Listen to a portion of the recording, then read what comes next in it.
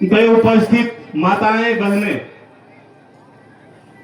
मैं पेशेवर शिक्षक हूं। ज्यादा कुछ बात न करते हुए इस बाबा साहब की पावन जयंती पे हम शिक्षा के क्षेत्र में ही बात करते हैं और करते आए हैं। खुशी की बात है कि हमारे युवा जो इस कमेटी के सदस्य हैं तथा जो अन्य जो इनसे कम उम्र के बच्चे हैं, हर जगह हम नारा लगाते हैं, बताते हैं कि हम बाबा साहब के वंशज हैं। लेकिन मैं एक शिक्षक के रूप में कार्य करते हुए देखता हूं कि तुलना तो हम बाबा साहब के वंशज से करते हैं, लेकिन विद्यालयों में जो हमारे कौम की बाबा साहब की वंशज बताने वाले, इनकी शिक्षा की स्तर क्या है। मेरा कहना यही है, खास करके इस युवा साथी थे, कि अगर आप बाबा साहब के वंशज बनते हैं, बाबा साहब को अपनी सिंबल ऑफ नॉलेज मानते हैं, तो मानने से होगा नहीं। उनके रास्ते पे जब तक आप चलेंगे नहीं। बड़ा दुख होता है विद्यालयों में सबसे निचला स्तर इन बाबा साहब को अपना प्रतीक मानने वाले, अपना आदर्श मानने वाले।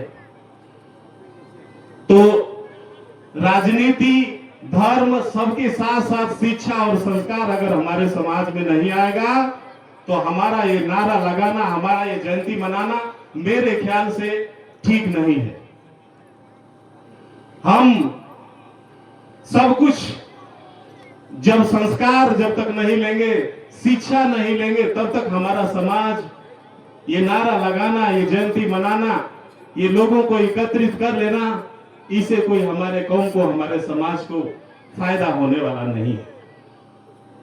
जब तक हम अपने माँ बाप को माँ बाप नहीं समझेंगे, भगवान की दर्जा अपने माँ बाप को नहीं देंगे, तो लाख आप पूजा पाठ पुण्य कर ले, कोई फायदा होने वाला नहीं।